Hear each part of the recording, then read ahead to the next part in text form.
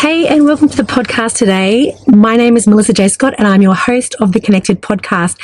It's kind of weird if you're watching the video version of this. I'm actually sitting in my car, but I had a great idea before I go and do my motorcycle license, which has inspired my entire podcast episode today. I thought I would go to a local park and just shoot it there. And I got to the local park and realized it's botany and it's incredibly noisy. So hence that's why I'm sitting in the car. But if there's something that I always subscribe to is about being resourceful and just sticking to your plans and finding a way around it. So here I am in my car delivering what is going to be perhaps a really personal podcast, because the topic for today is something that's been really playing on my mind for a long time, and I've been mentioning it in a lot of social media if you guys watch me at all.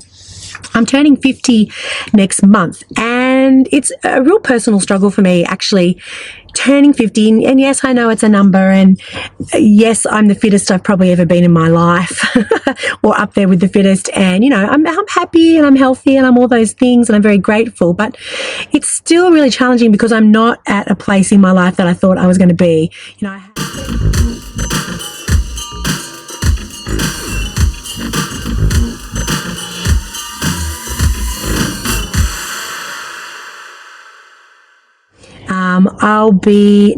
I really even struggled with the notion of having a 50th birthday, like having a party. So that in itself caused months of turmoil trying to decide where it would be. And, you know, and because I am a single woman, realizing that my worth of myself and the way that I value myself is still very much how I see myself and what I can do for other people, and not so much just around me. So my biggest fear was that I would actually have a party and that no one would come because it was just me, which is crazy. And this is what I wanted to talk about today, why I wanted to do a podcast, more just a reflection and a sharing podcast with you guys. Like, I don't have all the answers, but I certainly just want to share with you the head trash that goes on in all of our heads. You know, from the outside, I look quite successful, like I have my shit together, but we're all just thinking, feeling, emotional creatures. And so for me, the thought of putting on my own, celebrating myself for a starter, having my own 50th birthday party, and just on my own, like no partner to entice people along, or, you know, my kids aren't the sole focus of it. You know, I've thrown many a party for everybody else in my life, but, you know, very much, and this goes for a lot of women and a lot of parents really too. I'm not going to just say only just women. This happens for guys too, is that we're not celebrated. We don't know how to celebrate ourselves. We don't know how to really just celebrate ourselves and really just say, hey, we're awesome and we deserve a party, and everyone can come and just like celebrate me because I'm awesome. Like, even saying those words, I kind of struggle getting them out. So that was the first milestone, is actually like planning a party that was around me. And so what I actually did was, rather than just plan one, I'm now planning 2 parties and more celebrations as well, because I just sort of wanted to really knock this thing on the head. Like, I went to see Tony Robbins years ago, and we do this thing called the Wheel of Life. And if you haven't done it before, you should do it, where you look at, they're mapped out, and you can Google it, Wheel of Life, Tony Robbins or something. It'll probably come up in a Google search, where it's like you have to map, like the center of the circle's here, and you start from 1 going out to 10 on the outside of the circle, and you have to say where you're succeeding in your life, mark it, rank it out of 10. And so it's all sorts of things like spirituality, finances, love, relationships, you know, career, health, definitely, and all sorts of different other categories. I can't remember what they all are, but that's like the crux of what the categories are. And so you score from 1 to 10, and the whole point is that you want to have this really lovely, you want to try and get 10s in everything, you know, that's the ultimate goal, isn't it? So you have this perfect wheel, like if it was a wheel of a car or a vehicle, that it would be perfectly turning. But what happens is that you can be quite rickety. You might be a 10 in your personal relationships, but you might be a 3 in your career, or you might be a 7 in your career, and you might be a 2 in your health and a 10 in your spirituality. Like, it's, you know, it's a really lumpy old wheel, and your goal is to try and get this thing to be a perfect wheel. So one thing I detected when I went along to this Tony Robbins thing was that I actually, when it came to celebrating myself, I realized I did this really bad thing, and a lot of business owners do this, and particularly a lot of women do this, is that we are like a 1 on the scale of celebrating stuff. Like, I would have major milestones of things that I achieved and achieved goals, and maybe if I won a new client or delivered a really exceptional job for a client, I would let myself feel like a moment of happiness, and then I'd be kind of like, okay, what's next on the list, and just go to that list and not really take the time out to acknowledge myself and the job that I did and how good it was and that it was worth celebrating. So when I think back to all my birthdays, I think the last time somebody threw me a party, I was 16 and they were a close girlfriend, and I didn't have a clue what to do with that. Like it was just so foreign to me to have a party thrown for me. It was just something that was unheard of. And then for the rest of my life since then, I'm about to turn 50. If I've ever had a party, I've had to organise it myself. And so the whole thing about organising my 50th was a whole lot of head trash around that. It's, man, I got to do this myself. This really sucks. But anyway, I'm embracing it, and I'm actually throwing myself with my son, because he's turning 18 in the same month. We're actually having, like, the couple of weeks beforehand, like a family party where we're getting all the family to come up for it. And then I'm actually celebrating on the day, a couple of days after my birthday, I'm having a proper party in a proper pub. I'm inviting clients, I'm inviting friends, I'm inviting, my children and their partners, and it's just purely to celebrate me. So doing that was a massive, massive milestone. And I even found myself sort of thinking to myself, where should I have that party? What's going to suit everybody? Because I've got people from all around Sydney coming to this. What's going to make them happy? What entertainment will I have for them? So I finally, and a really dear friend to me actually said, my ex-partner actually said to me, screw satisfying everybody else. What do you want? And I was like, what do you mean, what do I want? He's going, this is your party. What do you want? And I had to get back to him in a week. I could not think of what I wanted, which is, I'm sharing this with you guys, super duper indulgent, but it's because, like, we don't take enough time to sit out in our life and actually say, what the hell do I want? What do I actually want for me? Not what's going to satisfy my clients, what's going to satisfy my partner or my children or my friends or whatever it is that's, really lights you up. But what is it that you actually want to do? So that's the first thing that came along, which I sort of discovered that I'm really crap at, was really crap at doing, with my 50th birthday, really triggered a whole lot of shit around it. And the other thing that I'm really triggered about is being single for my 50th. Like, I haven't really been single since I was 18. So when I was 18, when I was 17, I moved to Sydney, and I brought myself to Sydney all by myself. It was quite an accomplishment. One of the most amazing things I've ever done for myself. Like, I orchestrated the whole thing. I set up the job. I came up to Sydney during the school holidays before my HSC, did a job interview. I set all that up myself. This is before email. Like, I'm, nearly 50. So this is well before you could do anything on the internet. So I sent out letters, responded by phone, and then went to an interview, got the job, came back, did my HSC, and then came back up to Sydney 5 days later and got that job. So, but the thing is, the whole time when I first came to Sydney as a 17-year-old I was desperately lonely, and I believed in my head, because this is social conditioning and what, we're taught from our families, and a lot of the time was that I was taught that you're nobody without a partner. So at 18, I met my boy's dad, and I leapt straight into a really intense relationship that lasted 20 years. And then after that, the day that I moved out from him, when that marriage disintegrated after 20 years, I met Steve, my next husband-to-be. And so I leapt straight into that relationship, and this is what we do when we are codependent people, it's not a bad thing being codependent, but it's not a great thing, because you lose your identity. You find that you don't actually know who you really are, when it comes to yourself. And then when it comes to throwing a party for yourself, or when somebody says, what do you actually want? You don't know, because you haven't thought about yourself since you were a teenager, back when we were egocentric, and that was what we did.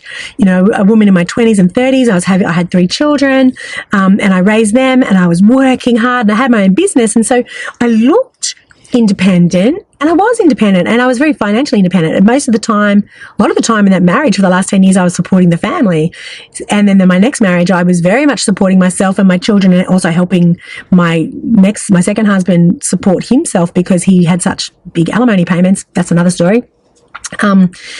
So I looked and felt independent, but I didn't have any of my own interests that were just mine, and I didn't have hobbies that were just mine, and I didn't really have dreams and goals that were just mine. They might have been work related, but you know what I mean? Like, it's like the personal interest stuff, the things that actually light you up in your belly, and the passion stuff.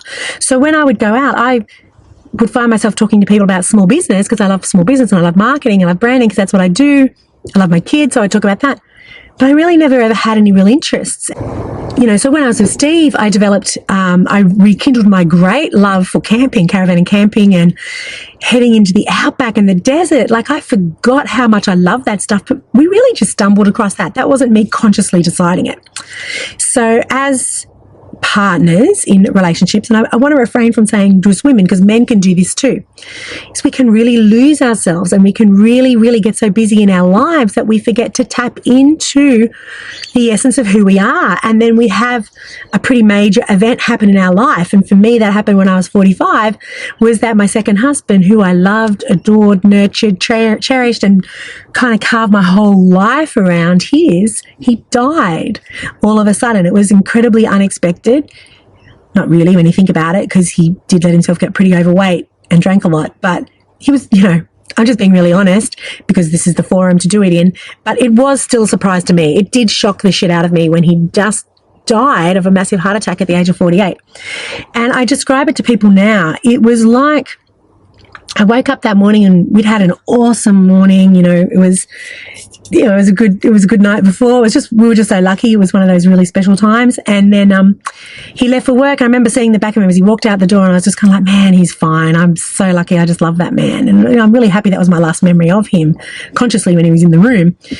And he left, and then at about 12:15, he actually rang me to say hi and tune in with me and to check how I was going. And he actually told me he had bad indigestion. He felt really off and he felt a bit sick, and he was just eating to try and cure his indigestion while his workmate was in a Bunnings or something buying something. Then they headed out to the caravan and camping show at Rosehill Racecourse, and then half an hour later I got a phone call from her freaking out, saying he just collapsed on the floor. Paramedics were there. They were working on him. She had been working on him. Luckily they're at Rosehill Racecourse and they got paramedics there. They were working on him furiously with the paddles. He had everything, had every best chance of survival, and he pretty much died there on the spot. But they were still amazing. They took him to took him to Westmead Hospital, and they worked on him for another couple of hours, but really in essence he'd left. So why I'm sharing this really personal story is because this happens. This is real. There's nothing special and unique about me or him. Yeah, he was a larger guy, but he was he was still a really fit man. He could do anything that the younger guys at his work could do. He could do it better, actually. He was a very strong man. You wouldn't have picked him for a heart attack candidate at the age of 48. So it was pretty shocking. And what resulted for me was just like, really the whole rug had been pulled out from underneath my entire world, and I was just left there. Thank God I had my children and I had friendships, but nothing kind of replaces the friendship and the partnership you have with your soulmate, your partner, your life, who you think is your life partner. And then I realized all the plans and goals and dreams and aspirations and everything I had set, even around my business, it was all around what we were going to do together as a couple afterwards, which is great and sort of how you should live your life. But I realized I had nothing. I didn't realize at the time. I realize now looking back, and that was 4 years ago. I had nothing in my life that was just 100% just for me.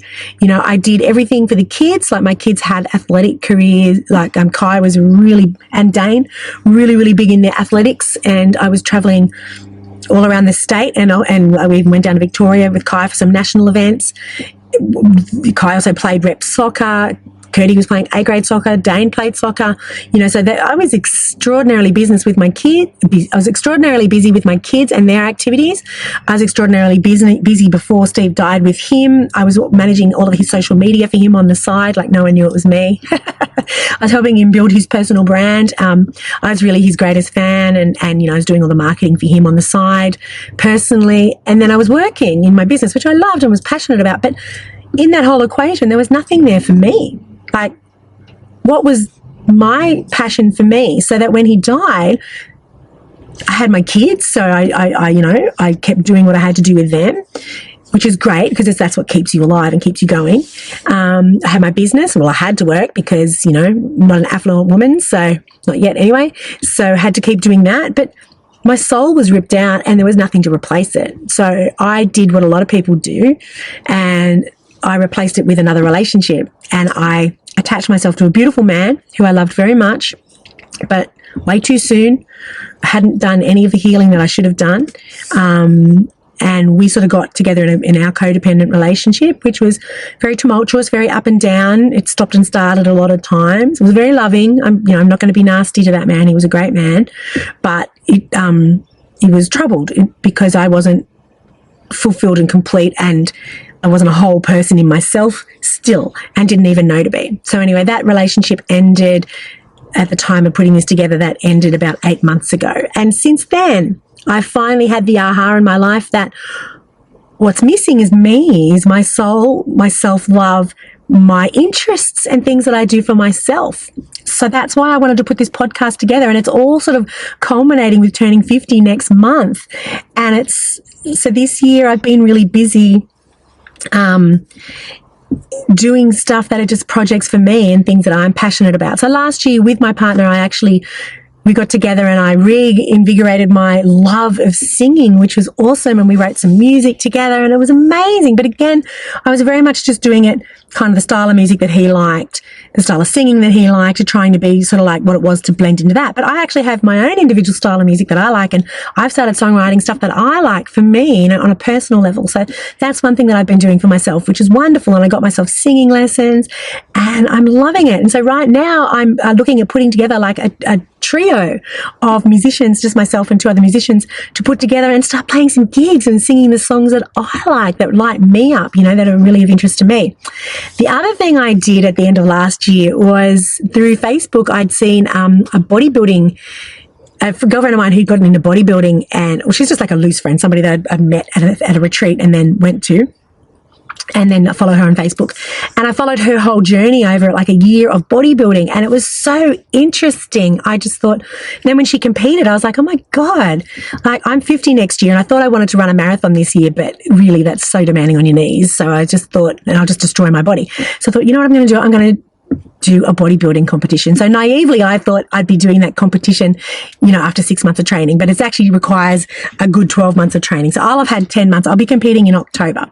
So I'll have had 10 months of training. So, I'll probably just be skinny up there with a bit of muscle, but we'll see. We'll see how I look. But the point is, for the first time in about 30 years, I started doing something that was for me, that lit me up, and that was really damn enjoyable. So, yeah, I've been singing, doing my bodybuilding comp, and then I also recently have decided that I want to start riding a motorcycle.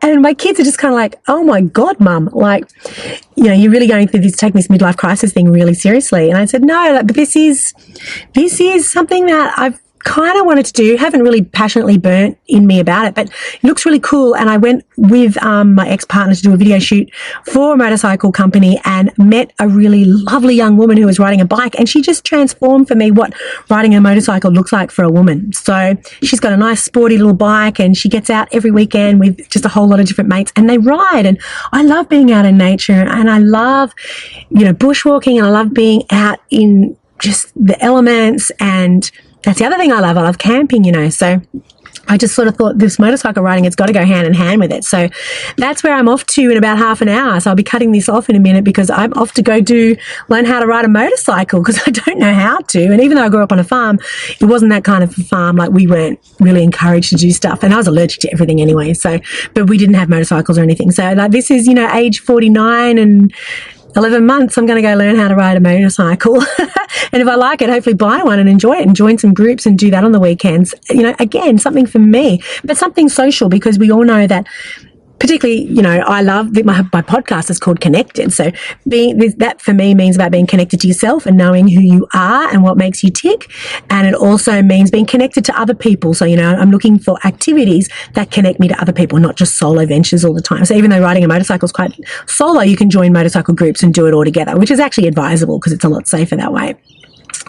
And the other big thing I'm doing, which I've already booked for in August, I'm going to be going to, I used to go to the Big Red Bash in Birdsville with my husband, my late husband, and that's a 24-hour drive from Sydney, and there's some pretty dodgy driving for the last 800 kilometres of that, and it's a bit, it's harder to get to and a bit more remote, whereas they're running one this August in Broken Hill, which is dead easy to get to. It's only 14 hours from Sydney. It's all tar, and I've just got to organise. I drive a ute anyway, which you can see firsthand. And then I just get myself geared up. I went to the camping show on the weekend. I'm organising what it is. I'm just deciding between like a rooftop tent or like a batwing awning with a tent off the side of that, a 30-second tent. I'm opting for the rooftop tent. Actually, I'm just thinking it'll be good to have it up and above the elements. Because when you're camping in dust all the time, or if it floods, and believe me, I've been through hailstorms, massive flooding, we were up to our knees in water and, God, ferocious winds, rain. We've been through everything. So I'm thinking the rooftop tent will probably be the best solution for that. And that's the other thing that I'm tackling this year for myself. And because I'm on my own, I've been trying to get people to commit to going to this thing at Broken Hill, and everyone's umming and ahhing. I just went and bought the ticket. I'm just doing it on my own. I don't care. I have great faith that there'll be other people that'll be coming along, so I'll be able to go on convoy with them. And you know what? I remember 5 years ago when I went to the one at Birdsville, people are so damn friendly. I met this chick just standing there while we're waiting for the band. Sorry, I didn't even say what it is. So the Bash it's a music festival for oldies. Paul Kelly's headlining it, so it's all Australian music. It's really cool. But I met a lady there, and she was a widow, and she was traveling all around Australia by herself in this big RV thing that she decked out, and it was super old. I don't know how she was brave enough to drive it, because if it broke down, she didn't know how to fix it. But she just trusted in the universe, and she'd met people along the way, and she was staying with them and their generosity and kindness, and she'd made friends along the way, and I made friends with her. I've still got her number.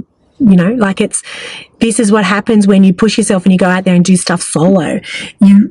For me, it's all about finding myself, so that when I do find my next partner, I will be a far more well-rounded individual who will have created my own life that looks really beautiful and shiny. And I believe I will lose a lot of my codependency traits and my anxious attachment traits, because I have a deeper self-love and a connection to myself that runs far deeper than just my nurturing side, which is my natural instinct, and a lot of women's natural instinct to nurture, love, and care for our partners.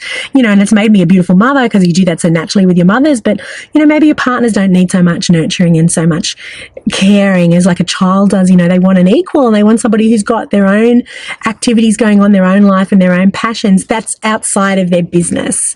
Like my business means a lot to me too, but you really got to remember what it is that makes you tick. So that's what I wanted to share with you guys in this kind of personal podcast. So I'm 50 next month. No doubt I'll do some kind of wrap up on that and talk about what it was like. And, when I buy my first motorcycle, no doubt I'll do a podcast on that, what it's like, the first trip out by myself. And then particularly when I go to do my solo trip to Broken Hill, I'll show what that's like, and no doubt I have so much faith that I'll just make friends along the way. And when I have my band together and start doing gigs again, like I did that when I first moved to Sydney when I was 18, and I actually gave up I loved that. That was one of the most amazing things I've ever done in my life. I just set all that up for myself and I did that when I was single.